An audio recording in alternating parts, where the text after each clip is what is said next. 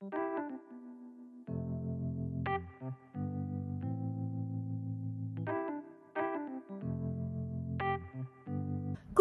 et bienvenue sur ma chaîne, je suis ravie de vous retrouver dans une nouvelle vidéo. Cette fois-ci c'est une vidéo pose de pop-it 3D avec incrustation. Et oui, ce sont des pop-it que j'avais achetés il y a pas mal de temps, enfin pas si longtemps que ça, sur AliExpress. Je ne les avais jamais testés, je me suis dit bah écoute, c'est l'occasion Steph, tu vas faire une pause sur toi parce que j'avais envie de longueur. Et je me suis dit, étant donné que tu vas faire ta pause, bah, autant mieux filmer pour YouTube. C'est vrai qu'en ce moment, bon, depuis quelques temps, je suis plus trop présente sur YouTube. Voilà, j'essaye dès que j'ai l'occasion de faire une vidéo et que j'ai le temps surtout, ben, je n'hésite pas. Et donc voilà, alors, voici la pause que j'ai faite, donc que vous allez voir dans cette vidéo. Alors, je vous ai filmé deux doigts, l'auriculaire et l'annulaire. Et donc, je vais vous montrer comment j'ai fait tout ça. Et bah écoutez, trêve de blabla, on va passer à la vidéo et nous, comme d'habitude, on se retrouve tout de suite après. Comme je vous l'ai dit dans l'introduction, je vais utiliser des pop-it 3D que j'avais acheté sur le site AliExpress. Donc pourquoi 3D? Parce qu'à l'intérieur du pop-it, vous avez un imprimé.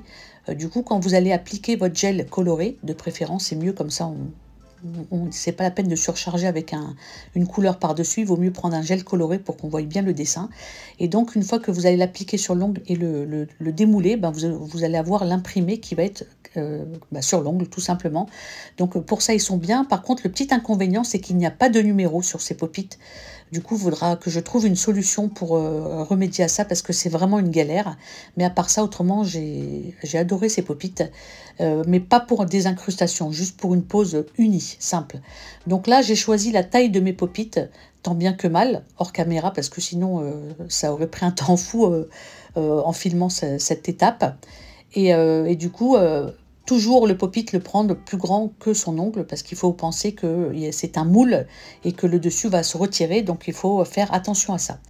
Je vais commencer par l'auriculaire, le petit doigt que je vais faire en uni justement avec un gel de chez Eliamage, le Creamy Gel Light Peach numéro 14. Alors j'ai fait une bêtise. Alors non, c'est pas une bêtise parce que je l'ai maîtrisé cette bêtise. Mais pour les débutantes, c'est vrai que c'est pas une très bonne idée d'avoir utilisé un gel auto-égalisant. Il faut mieux utiliser un gel Thixotrope ou un gel non auto-égalisant pour pouvoir le travailler, surtout quand on fait une longueur comme j'ai fait, pour pouvoir le travailler tranquillement. Moi, je l'ai géré, mais bon, c'est pas évident. Donc, une fois que je l'ai appliqué dans le pop-it, je l'ai catalysé 60 secondes sous ma lampe. Et là, j'ai retiré et on voit bien le motif qui s'est imprimé. Et j'ai géré parce que dans le dessous, il n'y a pas de débordement, il n'y a pas eu de débordement. J'ai vraiment utilisé la quantité qu'il fallait, mais bon, c'était pas évident. Ensuite, là, on va passer à l'annulaire. Donc, on va passer à l'annulaire. Je vais faire mes incrustations. Alors, je prépare mes paillettes en forme de cœur doré, enfin rose gold et noir. Et avant ça, je vais me prendre un repère. Parce que vous allez voir, comme je vais faire des incrustations, je ne vais pas monter trop haut. Et je vais utiliser ce gel vitrail que j'ai acheté sur le site Shein, qui est dans une couleur un peu rouge-orangé, qui est très beau. J'avais vraiment envie de ton chaud comme ça. Donc je vais l'appliquer sur l'entièreté, pas l'entièreté, pardon, sur la moitié, là où je me suis fait mon repère du pop-it, parce que le reste de toutes les manières va être couvert, vous verrez par la suite. Et sans catalyser, je vais appliquer mes paillettes une par une, donc je vais les placer en mode aléatoire, un peu là où j'en ai envie. Et une fois que vous allez voir, une fois que je vais appliquer toutes mes paillettes, je vais les pré-catalyser dans ma lampe, sur ma lampe d'appoint.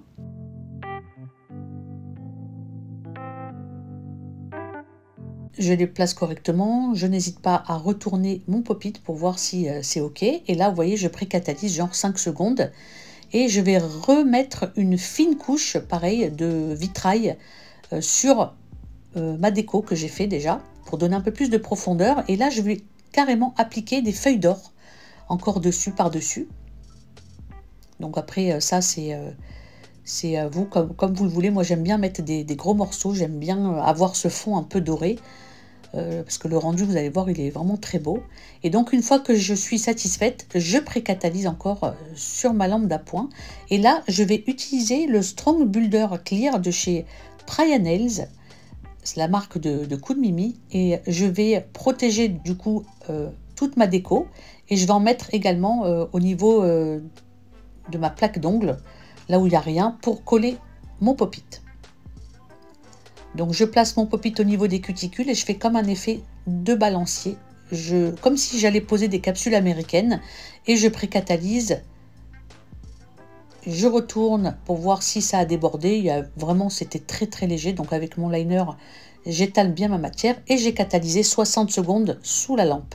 Ensuite, là, on passe au démoulage. C'est mon moment préféré. Donc là, j'ai un petit peu galéré, mais ça va, j'y suis arrivée. Donc une fois que j'ai démoulé mon pop-it, on voit toute ma déco, toute mon extension entre guillemets. Je dégraisse aussi bien sur le dessus que à l'intérieur de l'extension. C'est très important pour ne pas que la poussière se mette à l'intérieur. Et là, avec un petit embout conique, je vais nettoyer le tour des cuticules parce que ça a légèrement débordé, ça a fait un bourrelet. Et j'en veux pas parce qu'en fait, je vais remettre le Creamy Gel Light Peach par-dessus pour faire mon dégradé. Du coup, de toute cette matière, j'en ai pas besoin. Donc, je la retire avant d'appliquer mon gel cover. Donc, une fois que j'ai fini, je dépoussière.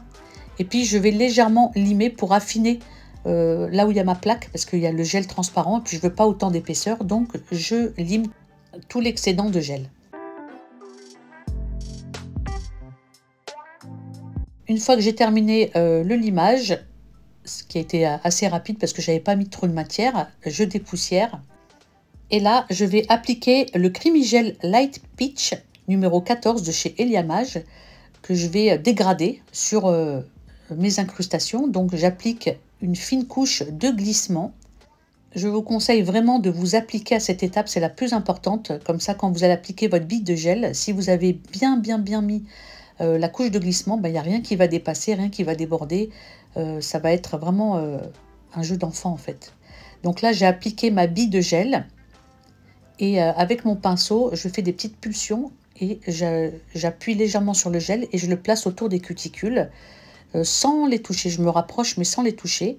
Et donc avec mon liner, moi je le fais avec le liner, mais vous pouvez utiliser un autre pinceau, je dégrade le gel. Donc je fais des mouvements assez rapides pour bien le dégrader. Je le nettoie entre chaque dégradé et je retourne pour faire marcher la gravité et j'ai catalysé 60 secondes. Ensuite maintenant on va passer au Strong Builder Clear que je vais appliquer sur l'entièreté de mes incrustations parce que finalement on ne les a pas protégées, hein. Et le fait d'avoir mis le cover pour dégrader, du coup ça fait un déséquilibre entre les incrustations et mon gel cover que j'ai mis de chez Eliamage. Du coup, il faut réajuster tout ça. Déjà pour protéger les incrustations et en plus pour que l'apex soit bien droit.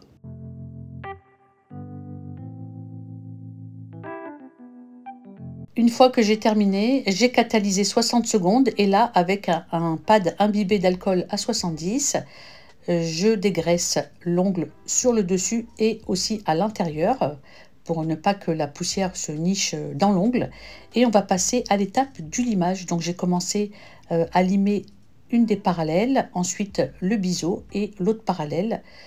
Donc voilà, je ne vais pas vous montrer tout le limage parce que c'est long, mais voilà, je commence comme ça, puis après j'affine mon limage en utilisant également un embout emery en grain 180 que je vais utiliser pour faire le contour de mes cuticules pour que ce soit assez propre.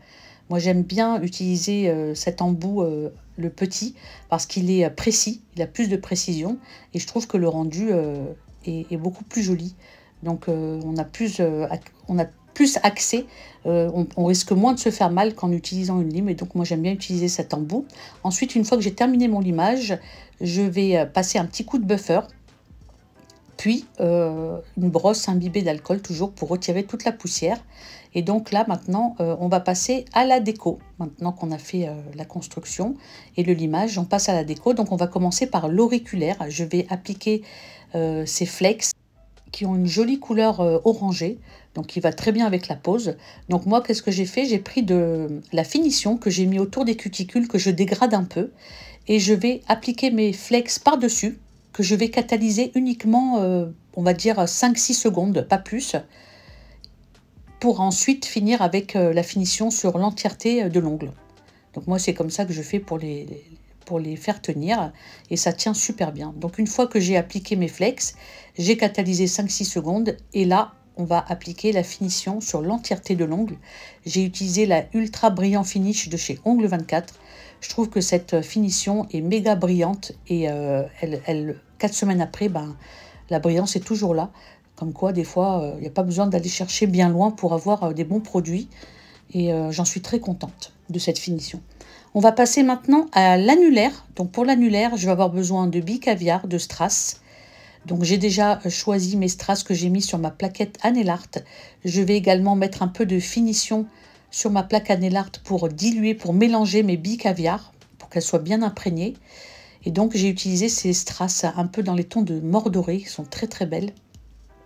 Pour cela, je vais les coller avec le fixing gel de chez Moira que j'ai acheté sur le site Mnails. Alors franchement, cette colle glue, elle est vraiment très très bien. Donc j'en applique avec un liner là où je compte déposer mes strass. Donc je ne vais pas faire la couronne entière, je vais faire une demi-couronne. Parce que vous verrez après à la fin de la pose, vous verrez mon majeur pour que ça soit bien coordonné. Donc j'applique, alors je mets pas trop de colle contre les cuticules parce qu'il faut penser que quand vous allez poser vos strass et que vous allez les écraser, bah, la colle elle va s'élargir, donc il ne faut pas que ça touche. Donc il faut faire très attention quand vous placez votre colle de ne pas aller trop près des cuticules. Donc là j'ai vu qu'il m'en manquait encore un peu, donc j'en ai rajouté. Et donc voilà le dernier petit strass. Donc une fois que j'en suis à cette étape-là, j'ai pré-catalysé 10 secondes, histoire de figer mes strass pour ne pas qu'ils bougent. Et donc là, je vais appliquer mes micro-billes tout autour de mes strass. Je trouve que de sertir des strass, déjà, c'est une finition qui est pas négligeable. Je trouve que c'est hyper joli. Puis en plus de ça, ça solidifie la pose. Je veux dire, les strass, ils ne bougeront pas parce qu'ils seront sertis. Et en plus de ça, ça donne une déco assez chouette, je trouve. C'est une finition qui n'est pas négligeable. Moi, j'aime bien faire ce genre de déco. Et donc là, j'applique mes mini billes caviar couleur rose gold. Et je trouve ça hyper chouette. Il faut prendre son temps, ça prend du temps, c'est minutieux comme travail, mais ça vaut le coup. Et donc une fois que j'ai terminé, je catalyse à peu près 30 secondes sous la lampe. Et j'applique enfin ma finition. Donc toujours la même, la Ultra Brillant Finish de chez Ongle 24. Et en plus, ce qui est bien, c'est que quand vous allez appliquer votre finition, ben vous allez, coller vos micro-billes. Donc du coup, ça va sceller encore plus la pose. Et je vous assure que vos strass tiendront jusqu'au prochain remplissage.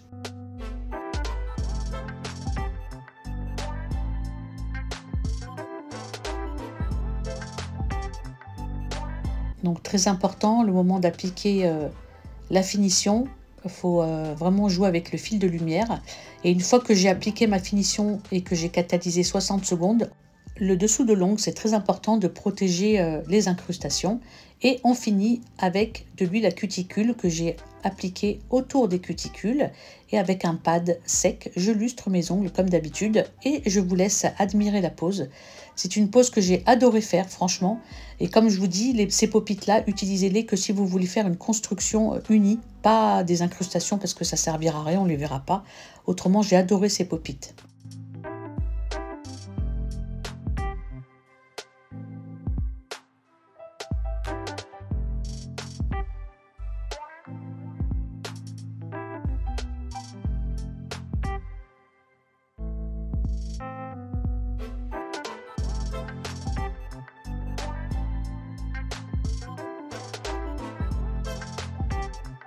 La vidéo arrive à sa fin, j'espère qu'elle vous a plu. Si c'est le cas, n'hésitez pas à la liker, n'hésitez pas également à vous abonner si ce n'est pas déjà fait et surtout à activer la petite cloche.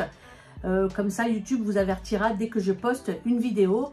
Alors dans l'ensemble, ces pop-it, je les ai trouvés très faciles d'utilisation. Alors c'est vrai que si on veut utiliser ces pop-it, il vaut mieux faire une pose unie, une pose d'une couleur. Comme ça, on voit mieux les motifs parce que c'est vrai qu'à partir du moment où on fait des incrustations, ben, on ne voit plus rien. Donc c'est mieux de les utiliser quand on veut faire une couleur uniforme.